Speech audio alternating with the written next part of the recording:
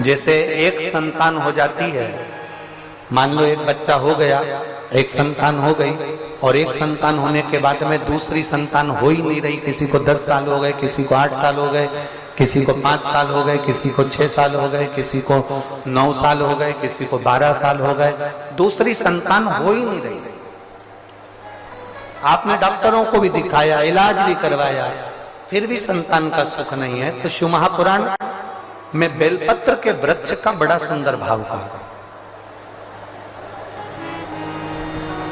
जिसको संतान का सुख नहीं है उसको सफेद आंकड़े की जड़ का प्रयोग करना चाहिए। और जिसके घर में एक संतान हो चुकी है और दूसरी संतान नहीं हो रही है, 8 साल 10 साल 15 साल 20 साल 22 साल हो गए और दूसरी संतान का अगर सुख नहीं है, तो उसके लिए बेलपत्री के वृक्ष के नीचे का एक भाव बड़ा सुंदर कहा गया। किसी भी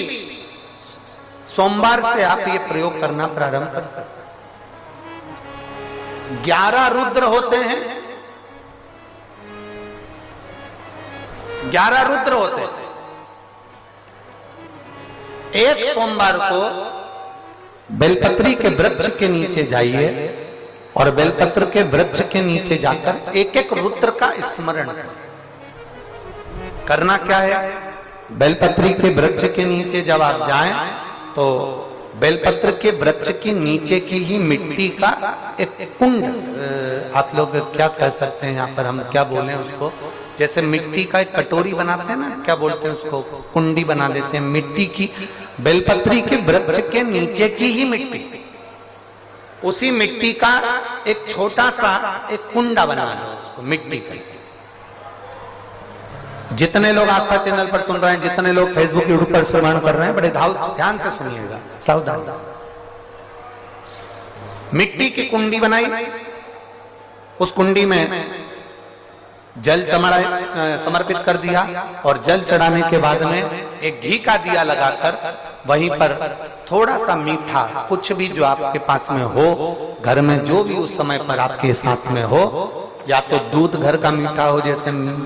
मावे का, खोए का हो या खीर हो, तो वहीं पर एक कटोरी में थोड़ा सा रख दीजिए और उस कुंडी में जो जल चढ़ाया गया है वहां पर उस बेलपत्री के वृक्ष के नीचे भगवान शंकर के 11 जो रुद्र हैं उसमें से एक एक रुद्र का आपको स्मरण करना। 11 रुद्र का नाम क्या है, तो पहले नंबर पर आता है कपाली,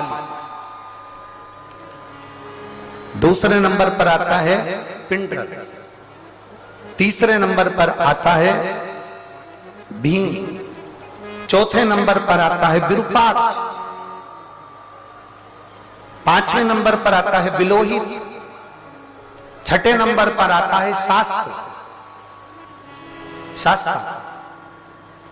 7वें नंबर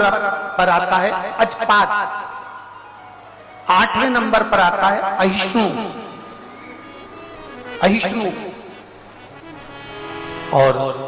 9वें नंबर पर आता है शंभु, 10वें नंबर पर आता है चंड और 11वें नंबर पर आता है भव।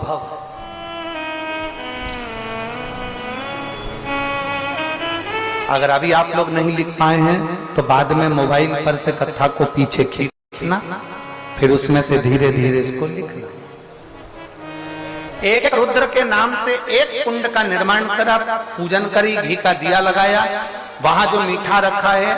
उसको लिया, कुंड में से थोड़ा सा जल लिया, बेलपत्री के पेड़ के नीचे आचमन किया, जो मीठा रखा है वो ले जाकर रात्रि के समय पर सोने से पहले पति पत्नी उसको पाएं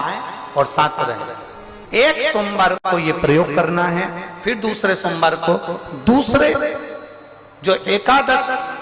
जो 11 रुद्रों का जो वर्णन किया गया है, एक एक रुद्र का नाम लेकर एक बार कुंड का निर्माण करना है। दूसरे सोमवार को, जैसे एक बार आपने अगर कपाली नाम से पूजन करी, दूसरे नंबर पर पिंडरल नाम से पूजन करी, तीसरे नाम पर भीम नाम से, फिर आप विरूपाक्ष नाम से, ऐसे एक एक सोमवार करना है, 11 सोमवार। और 11 सोमवार जैसे तुम्हारे पूर्ण होंगे, भले 10 साल हो गए हो चाहे 15 साल हो गए हो, गर्भ जरूर फेरेगा और संतान की प्राप्ति जरूर। किसी किसी के यहाँ पर 11 रुद्र भी पूरे नहीं हो पाते हैं और गर्भ ठेर जाता है। लगभग 4-5 रुद्र पूरे होते हैं और गर्भ ठेर जाता है। तो आप जो 11 रुद्र हैं इनका स्मरण कर कर भी भगवान शंकर से प्रार्थना कर सकते, भगवान शिव से प्रार्थना कर सकते।